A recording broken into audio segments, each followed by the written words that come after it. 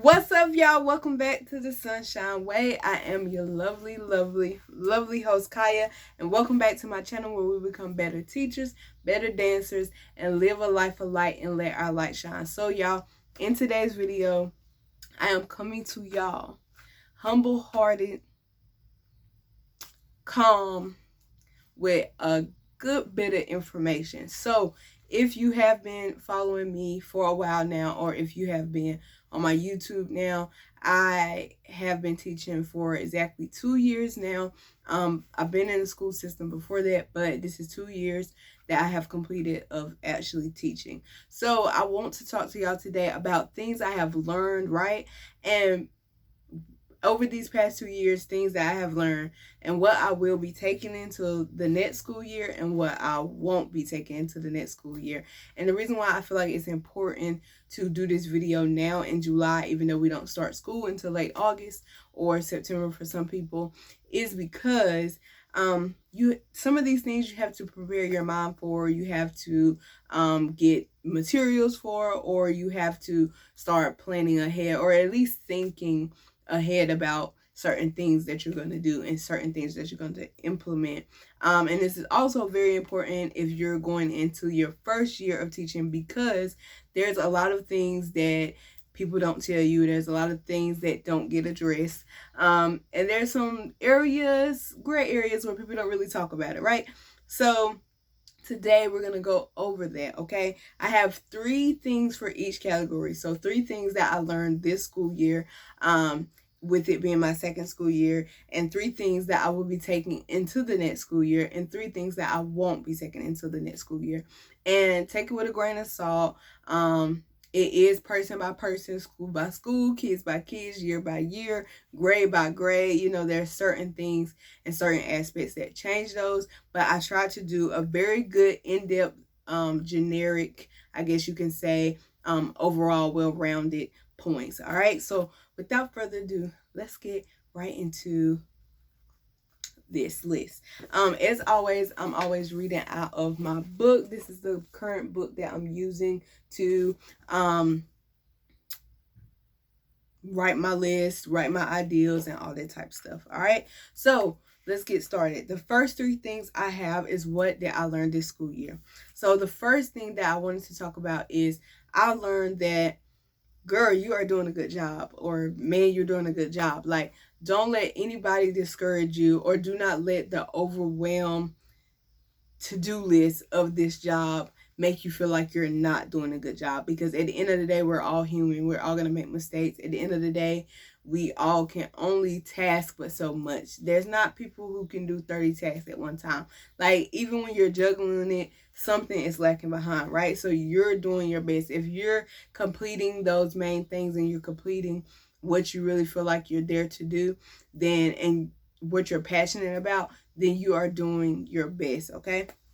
Second thing that I learned, and I actually learned this last year, and I learned it even more this year, and I just learned it, is organizing goes a long way. All right, so as far as knowing what you're doing, when you're doing it, who you're gonna be with, what you're gonna be doing, organizing goes a long way. It helps you stay calm. It helps you feel like you're kind of in control, not in a like we're trying to control what God chooses to do, but like you're in control of the decisions and stuff like that that is being made within the school and being made within your classroom. All right, so being as organized as possible will go a very long way. Number 3 is you know your students the best. And the reason why I say this is because often as a young teacher or a new teacher, you want to listen to everybody. Everybody got an opinion. They're telling you what they did last year and who did this year. And when this person do this, you're supposed to talk to this student like that. But you boo, you know your kids the best. You know what they need the most. So you handle that accordingly, okay? And that's just all I got to say. So those are the 3 things that I learned this year is you're doing a good job. Know when you're doing a good job and accepting when you're doing a good job. Number 2, organizing goes a long way. And number 3, you know your students the best. All right. Now, the 3 things that I won't be taking into next school year would be negative thoughts in the school system and in the classroom. It's easy to get overwhelmed. It's easy to feel unappreciated. It's easy to feel like stress. It's easy to feel all that, and it's easy to start spitting negative words and having negative thoughts about so many things and so many aspects. I will not be taking that into that because it kind of made me dread like the last 3 months of this school year. Like I was just like, oh my. And it wasn't one of those things like, whoo, like I'm just ready for the summer. Like I really felt like the last 3 months, I felt like, why? You know what I'm saying? So those negative thoughts had started to affect me. The second thing I will not be taking into next school year is procrastination. And the reason why I won't be taking procrastination in is because it definitely hindered me from putting the best foot forward that I could for my students and giving them the best that I could. And I don't mean procrastination like waiting 2 weeks to like come up with a lesson plan.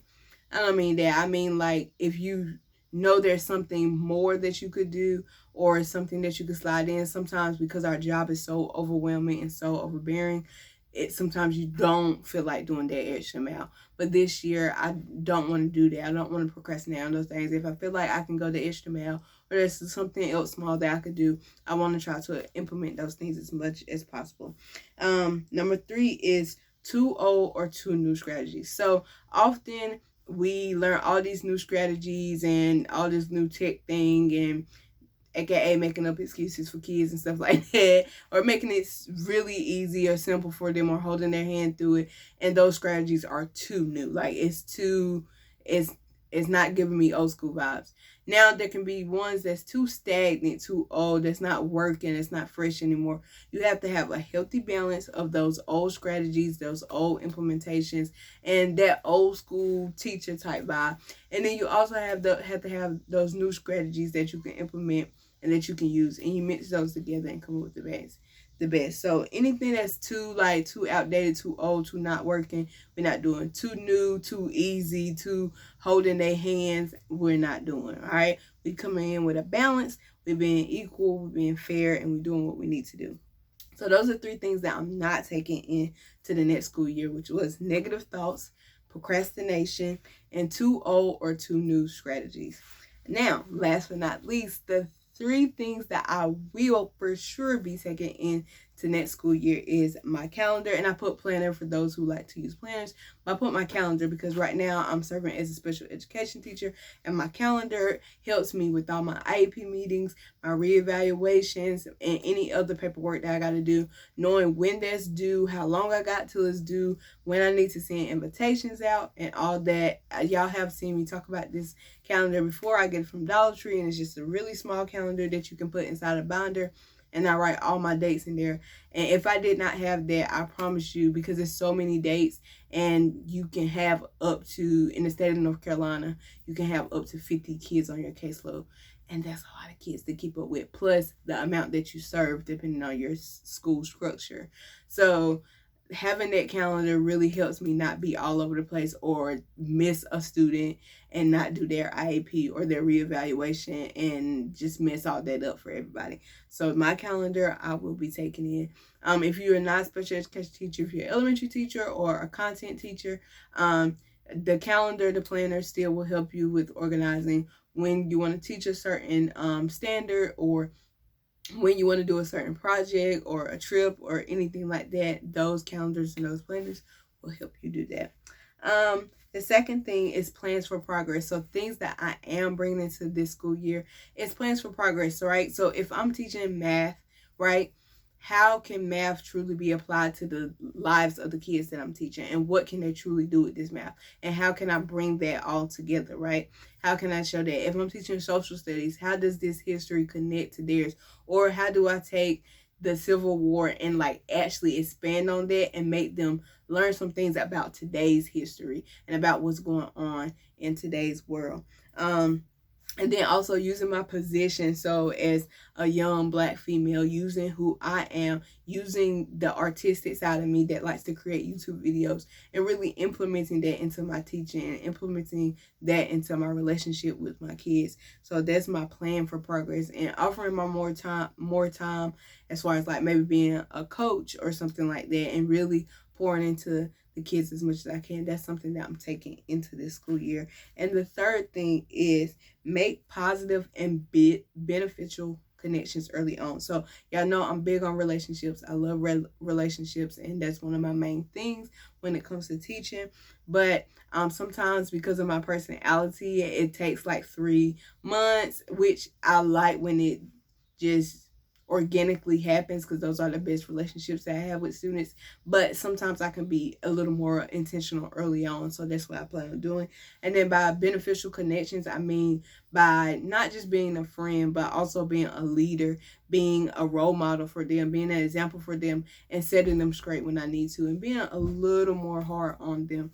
So those are the 3 things that I'm bringing into the next school year, which is my calendar, planner for those who use planners, 2 plans of progress, so connecting the content to real life, and also using who I am to really be a leader and a role model. And then also putting in more time with the kids early on and making those connections early on. And number 3, making positive and beneficial connections, which is connecting with the kids early on, and then also making it positive each time the most that I can, and influential as much as I can, and then the beneficial connections where they actually benefit from it, and they do benefit from a friend, but they also benefit from a leader, from a role model, from somebody that's like, listen, I'm going to call you out on your stuff when you're wrong. I love you, but I'm going to call you out on your stuff when you're wrong. I'm not going to let you slack. You know what I mean? And being that firm person and that affirming person. So those are my 3 areas: what I learned this school year, what I will not be bringing into this next school year, and what I will be bringing into this next school year. So I hope you all enjoyed this video. If you like this video, make sure you give it a thumbs up. Make sure you hit the subscribe button, and make sure you tap that notification bell so you can be notified every time your girl upload. And remember, be humble, be inspiring, be kind, y'all. And don't forget to shine. I see y'all on the next one. Peace. Bye. I see y'all in the next one. I got a good video coming up for y'all on Friday. Y'all are not ready.